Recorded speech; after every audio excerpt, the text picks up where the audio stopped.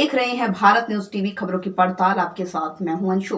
खबरों में विस्तार रूप से जाने से पहले नजर डाल लेते हैं मुख्य हेडलाइंस पर। पूर्व स्वास्थ्य मंत्री एवं बीजेपी विधायक अजय बिश्नोई द्वारा सोशल मीडिया पर जनता के लिए एक वीडियो जारी किया गया है, जिसमें उन्होंने जनता से अपील की है कि वो सरकार पर निर्भर रहकर इस बीमारी से नहीं लड़ सकते। इसके साथ ही उन्होंने कहा, वर्तमान में कुछ लोग संक्रमित न होते हुए भी अस्पतालों की ओर दौड़ रहे हैं, फिर चिकित्सकों को जबरदस्ती रेमडेसिविर इंजेक्शन लगाने के लिए सलाह दे रहे हैं, जबकि वो चाहे तो घर पर रहकर भी अपना इलाज कर सकते हैं। उन्होंने कहा कि व्यवस्थाएं बिगड़ी हुई हैं, सुधारने की कोशिश की जा रही है।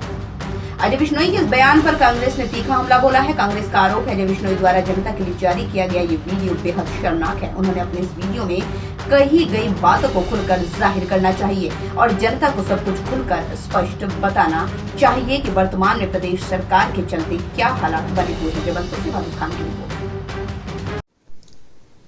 जबलपुर से सम्मानित विधायक और राज्य के पूर्व स्वास्थ्य मंत्री माननीय अजय बिश्नोई जी ने आज एक बयान जारी किया है और उसमें कोरोना संक्रमितों से आग्रह किया है कि वे जांच करवाने के बाद अपने घरों पर इलाज करवाएं।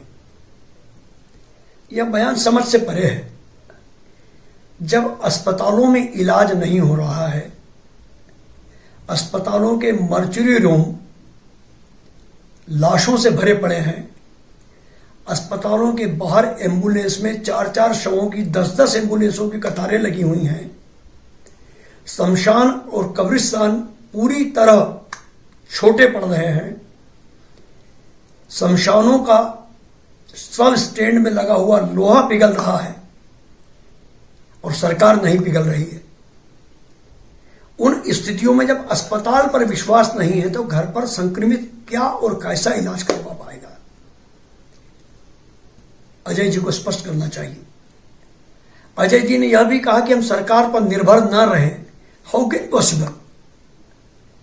इस महामारी में सरकार जो जनता की राजा होती है, जनता प्रजा होती है, जब प्रजा राजा पर निर्भर नहीं रहेगी तो क्या पाकिस्तान से इलाज कराने की मांग करेगी? अजय भाई ने 4 रोज पहले कहा था कि जबलपुर के हालात बहुत खराब है। मुख्यमंत्री जी को पत्र लिखा था उन्होंने और कहा था सेना के हवाले किया जाए और आज कह रहे इलाज घर पर कराया जाए। तो यह दोहरा आचरण क्यों? समझ से परे है। दोस्तों, आज देश महामारी का सामना कर रहा है। महामारी मतलब इतनी बड़ी तादाद में आ गई बीमारी है जिसका कोई अंदाज ही किसी को नहीं था। इतनी बड़ी संख्या में लोग बीमार पड़ेंगे ऐसी कोई कल्पना भी नहीं थी हमारी। इसके कारण सारी तैयारियां कम पड़ गई हैं। दोष हम चाहे जिसको दे सकते हैं, शासन को, प्रशासन को, मंत्री को, मुख्यमंत्री को, नेताओं को, पर सच्चाई यह है कि इस पर जोर किसी का नहीं है। देखना यह चाहिए कि आज उसकी मुकाबला करने के लिए क्या तैयारियां चल रही हैं। और सबसे पहले तैयारी क्या हमारी अपनी है कि हम इस महामारी को सही अर्थों में समझ पा रहे हैं। ज़रूरत इस बात की है कि बिना घबराए, बिना डरे हम विवेक से काम लें। हमारे चारों ओर बीमार हैं, हमारे घर के अंदर बीमार हैं और हम उस बीमार को लेकर तुरंत दौड़ पड़ते हैं अस्पताल की तरफ, ये मानते हुए कि इसका इलाज सिर्फ अस्पतालों में संभव है। और इसी कारण आज अस्पतालों के बिस्तर कम पड़ते चले जा रहे हैं, अस्पतालों में व्यवस्थाएं कम पड़ती चली जा रही हैं। मरीज स्वयं फैसला करने लगता है कि उसको ऑक्सीजन की ज़रूरत है, उसके रिश्तेदार तय करने लगते हैं कि उसको ऑक्सीजन की ज़रूरत है। डॉक्टर ने इंजेक्शन लिखा हो ना लिखा हो, वो डॉक्टर पर जोर देने लगता है कि रेमडेसिविर इंजेक्शन तो उसको लग ही जाना चाहिए। मेरा अनुरोध है, इन सब गलतफहमियों से बचें, सावधान रहें। ये बात सच है, जैसे ही आपके ऊपर बीमारी के लक्षण आते हैं तुरंत अस्पताल जाना चाहिए, अपनी जांच कराना चाहिए, खून की जांच कराना चाहिए, सीटी की जांच कराना चाहिए।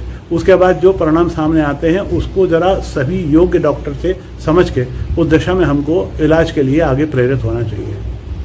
मेरे अपने घर में खुद मरीज है, मैं खुद बीमार रहा, मेरी पत्नी रही, मेरा सबसे छोटा वाला भाई रहा, मेरे छोटे भाई विजय की पत्नी आज की तारीख में बीमार है, उसका भी सीटी का स्कोर 6 है, पर अस्पताल में भर्ती नहीं किया। रेमडेसिविर के इंजेक्शन की देने की ज़रूरत नहीं है।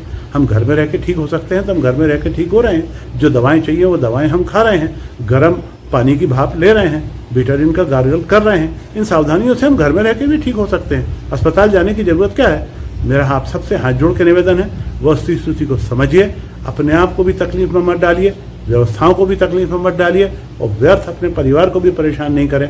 बीमारी को समझ के बीमारी से लड़ेंगे तो निश्चित रूप से बीमारी से जीतेंगे। इस महामारी से मुकाबला करने के लिए पूरे देश की ज़रूरत है, आपके भी समझदारी और सहयोग की ज़रूरत है। आप सबके समझदारी या सहयोग से ही हम इस व्यवस्थाओं को जीत पाएंगे। मेरा अनुरोध है, स्वयं समझदार बने, स्वयं अपना बचाव करें और बीमार पड़ जाएं तो समझदारी के साथ उसका मुकाबला करें। खरगोन के बुलेटिन में बस इतना ही। बाकी की तमाम छोटी बड़ी खबरों से जुड़े रहने के लिए देखते रहिए भारत न्यूज टीवी, खबरों की पड़ताल। नमस्कार।